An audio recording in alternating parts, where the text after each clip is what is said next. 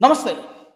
America అధ్యక్షుడు Donald ట్రంప్‌కి అక్కడ supreme court ఒక పెద్ద షాక్ ఇచ్చింది. అదేంటంటే ఈ గ్లోబల్ టారిఫ్స్ అనేవి చట్ట వ్యతిరేకమైనటువంటివి. అందువల్ల ఇప్పటివరకు ఏ దేశాల నుంచి ఎంత టారిఫ్‌లు వసూలు చేశారో, సుంకాలు వసూలు చేశారో వాటన్నింటిని కూడా వెనక్కి తిరిగి ఇచ్చేసేయాలని చెప్పి అమెరికా సుప్రీంకోర్టు తాజాగా తీర్పిచ్చింది. మరి దీనికి ట్రంప్ ఎలా రియాక్ట్ అవుతారు? తద్వారా మరి ఇంకేమైనా అప్పీల్కి వెళ్ళేటువంటి అవకాశం ఉంటుందా? ఒకవేళ నిజంగా తిరిగి చెల్లించాల్సినటువంటి పరిస్థితి వస్తే సుమారుగా $175 బిలియన్ చెల్లించాల్సి వస్తుంది తిరిగి వివిధ దేశాలకు. చాలా పెద్ద షాక్ ఇది డొనాల్డ్ ట్రంప్కి.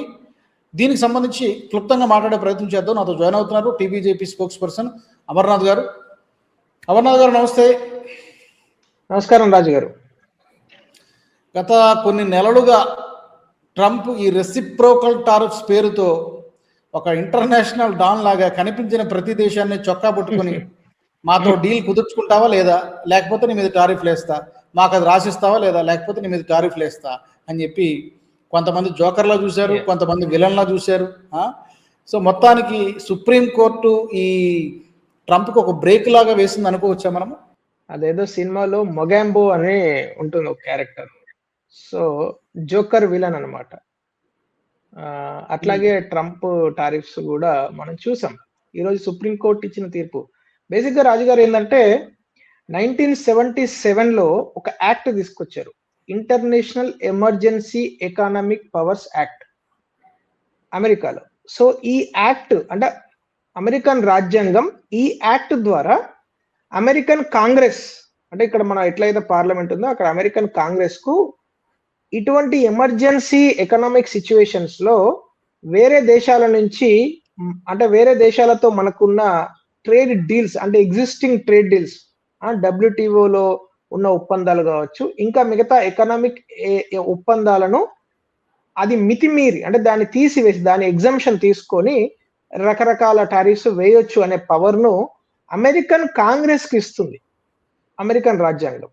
కానీ ట్రంప్ రెండోసారి అధ్యక్షుడు అయిన తర్వాత ఆ మొత్తం పవర్స్ ను నాకే ఇచ్చారు అనే ఒక ఇమాజినేషన్ లో ట్రంప్ ఏం చేశారంటే, Donald Trump started putting tariffs.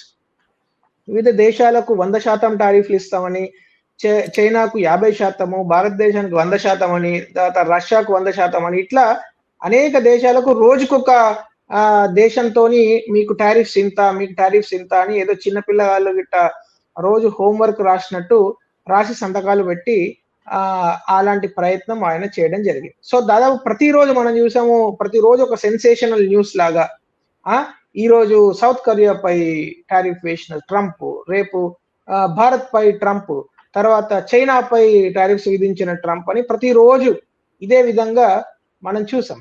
అయితే ఈ పర్టికులర్ యాక్ట్ ద్వారా ఏదైతే ఆ హక్కు తనకి లేదు అని సుప్రీంకోర్టు కన్నా ముందు లోకల్ డిస్ట్రిక్ట్ కోర్ట్స్ అంటారు, అక్కడ ట్రంప్ కు అగేన్స్ట్ గా జడ్జిమెంట్ రావడం జరిగింది. అప్పుడు ఫెడరల్ గవర్నమెంట్ సుప్రీంకోర్టును వెళ్ళడము, సుప్రీంకోర్టులో ఈరోజు 6-3 అంటే వాళ్ళ బెంచ్ లో 6 members against Trump's decision and 3 members only supporting Trump's decision. So ఈ విధంగా పూర్తి స్థాయిలో ఆ ప్రక్రియ, ఆ మొత్తం విధాన ప్రక్రియనే తప్పుపట్టింది అక్కడి సుప్రీంకోర్టు. దాంతో పాటు ఆల్రెడీ మీరు గత 1 year నుంచి ఏదైతే వసూలు చేస్తున్నారు వివిధ దేశాల నుంచి బెదిరించి, ఆ వసూలు చేసిన దాదాపు $175 బిలియన్ ఆ దేశాలకు తిరిగి చెల్లించాలి అనే రూల్ కూడా పెట్టింది, అనే కండిషన్ కూడా పెట్టింది. అంటే అది ఎంత ఇల్లీగలో ఈ యొక్క ఆర్డర్ చూస్తే మనకు అర్థమవుతుంది. సో ఇప్పుడు ట్రంప్ యొక్క రియాక్షన్ ఏ విధంగా ఉండబోతున్నది, ట్రంప్ నెక్స్ట్ ఏ విధమైన స్టెప్ వేయబోతున్నాడు అనేది మనం వేచి చూడాలి. సో ప్రస్తుతానికి ఈ యొక్క డిసిజన్ అంటే సుప్రీంకోర్టు యొక్క డిసిజన్ అమెరికన్ మార్కెట్లు, గ్లోబల్ మార్కెట్స్ అంటే స్టాక్ మార్కెట్స్ కు ఒక బొనాన్జా లాగా అది కన్సిడర్ చేస్తున్నారు. American markets already short up, చాలా మార్కెట్ అప్ అయిపోయింది. అంటే అందరు ఎకనామిస్టులు కావచ్చు, కంపెనీ అధినేతలు, బిజినెస్ ఫ్రెటర్నిటీ అందరూ కూడా ఈ టారిఫ్ అనేది ఒక రకమైన అంటే గ్లోబలైజేషన్ కు యాంటీ గ్లోబలైజేషన్ కింద కన్సిడర్ చేస్తున్నారు. అంటే డీగ్లోబలైజేషన్. ఇప్పుడు గ్లోబలైజ్డ్ అట్మాస్ఫియర్ లో ఏ దేశంతోనైనా ఒప్పందం చేసుకోవచ్చు. ఏ కంపెనీ గ్లోబల్లో ప్రపంచ దేశాలలో ఏ కంపెనీతోనైనా ఒప్పందాలు చేసుకోవచ్చు. ఈరోజు భారతదేశం యొక్క ఎక్స్పోర్ట్స్ కావచ్చు, ఇంపోర్ట్స్ కావచ్చు, ఇలాంటి అనేక ఒప్పందాలు కంపెనీస్ చేసుకుంటూ ఉంటాయి ప్రతిరోజు. సో దానికి ఎక్కడ కూడా ఆటంకం ఉండకుండా ఉండాలంటే ఇలాంటి టారిఫ్స్ ఉండొద్దు. కానీ డొనాల్డ్ ట్రంప్ తనకున్న అమితమైన శక్తి, ఒక రకంగా నేనే ప్రపంచ దేశాన్ని ఆదేశిస్తా, శాసిస్తా అనే ఒక రకమైన భావనతోని డిక్టేటర్ అతను డొనాల్డ్ ట్రంప్ డిక్టేటర్ ఎలా తయారాడంటే ఒక నేను నియంతను నేను చెప్పినట్టు ప్రపంచం మొత్తం నడుచుకోవాలనేటువంటి ఒక అహంకారం అనండి, డిక్టేటర్షిప్ అనండి, అలాగనే బిహేవ్ చేశాడు ఈ రెండో టర్మ్ వచ్చిన దగ్గర నుంచి కూడా. ఎదురు దెబ్బలు తగిలాయి. ఇప్పుడు బహుశా అన్నిటికంటే పెద్ద ఎదురు దెబ్బ ఇది కావచ్చు. డొనాల్డ్ ట్రంప్ ఎట్లా ఉన్నాడంటే చిన్నప్పుడు క్రికెట్ ఆడేటప్పుడు బ్యాట్ ఓనర్ ఉంటాడు. ఆ బ్యాట్ ఓనర్ అవుట్ కాగానే ఆ బ్యాట్ తీసుకొని వెళ్ళిపోతుండే. సో అట్లా డొనాల్డ్ ట్రంప్ కూడా తన దేశం ఎవరు ఏది మాట్లాడినా కూడా మేము టారిఫ్ వేసేస్తాం అనగానే ఎదుటి వాళ్ళు, ఎందుకంటే అమెరికన్ సొసైటీ చాలా కన్స్యూమర్ సొసైటీ. ప్రపంచంలో కొన్ని వస్తువులు మొత్తం ప్రపంచం అంతా 50% వాడితే ఒక అమెరికాలోనే 50% వాడతారు. అలా అనేక వస్తువులు ఉన్నాయి. ఆటోమొబైల్స్ కావచ్చు, డీజిల్ కావచ్చు, అనేక విషయాలు ఉన్నాయి. ఎలక్ట్రానిక్ గ్యాడ్జెట్స్ కావచ్చు, ఆ తర్వాత ఫుడ్ ఐటమ్స్ కావచ్చు, ఇలాంటివి అమెరికన్ సొసైటీ చాలా ఎక్కువ కన్స్యూమ్ చేస్తుంది. Because American society is a very large society. America is a largest economic power. So వాళ్ళ కన్జంప్షన్ కూడా అదే విధంగా ఉంటుంది.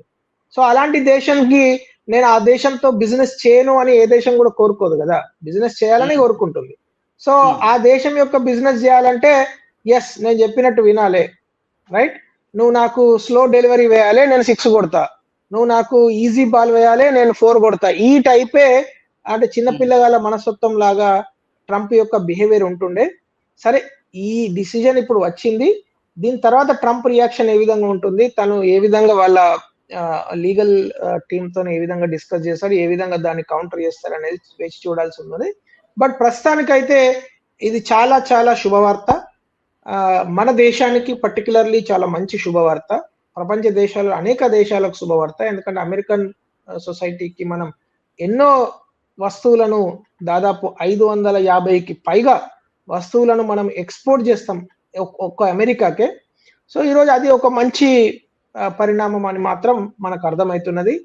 ఎస్పెషల్లీ భారతదేశంలో ఉండే ఎంఎస్ఎంఈస్, భారతదేశంలో ఉండే రైతులకు, భారతదేశంలో ఉండే ఆక్వా రైతులకు, అంటే ఫిష్ కావచ్చు, ప్రాన్స్ కావచ్చు, ఇది పండించే రైతులకు, ఎస్పెషల్లీ భారతదేశంలో ఉండే యానిమల్ హస్బెండరీ రైతులకు, అంటే పశుపాలకులకు, వీళ్ళందరికీ కూడా ఇది ఒక శుభవార్త.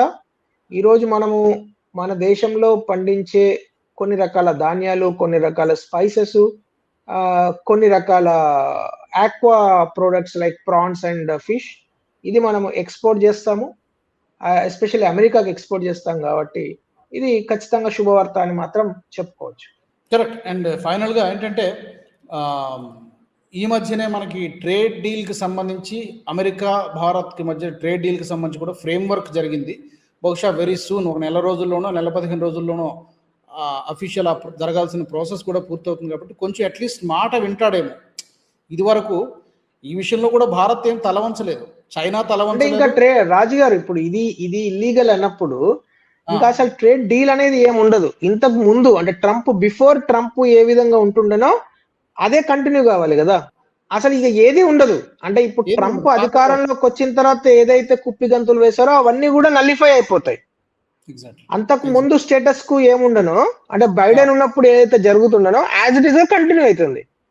కరెక్ట్. ఇంకా టారిఫ్, ఇంకా రెసిప్రోకల్ టారిఫ్స్ అనేది ఇంకా చెల్లదు. సుప్రీం కోర్టు ఆ సబ్జెక్టే ఉండదు. ఇంతకు ముందు ఏదైతే ఉంటుండనో ఆ డ్యూటీస్, లేకుంటే అక్కడ ఏదైతే జీరో డ్యూటీ ఉంటే జీరో డ్యూటీ, 3% ఉంటే 3%, 7% ఉంటే 7% కంటిన్యూ అవుతాయి.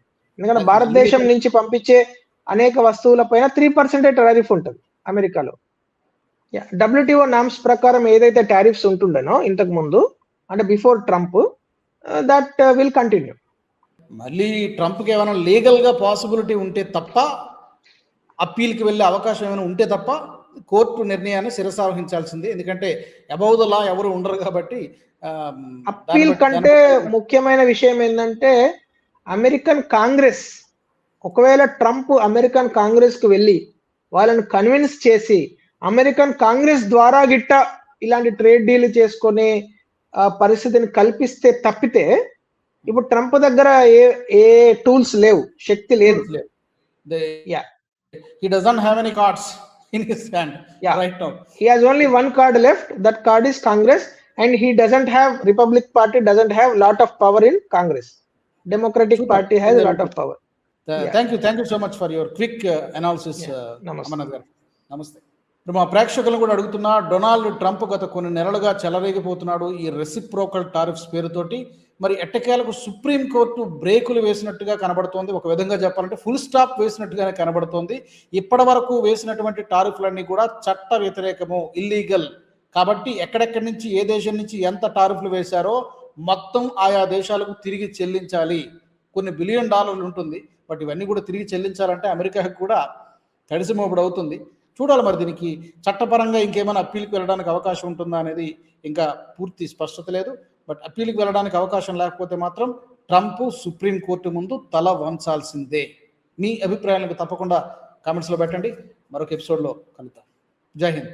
ఈ వీడియో మీకు నచ్చినట్టయితే లైక్ చేయండి, 10 మందికి షేర్ చేయండి. అలాగే కామెంట్ల రూపంలో మీ అభిప్రాయాలను మాతో పంచుకోండి. Nationalist hub group of channels ను సబ్స్క్రైబ్ చేసుకుని తెలుగునాట జాతీయవాద జర్నలిజాన్ని ప్రోత్సహించండి. ఈ వీడియో కింద ఉన్న బెల్ ఐకాన్ పై క్లిక్ చేయడం మర్చిపోవద్దు.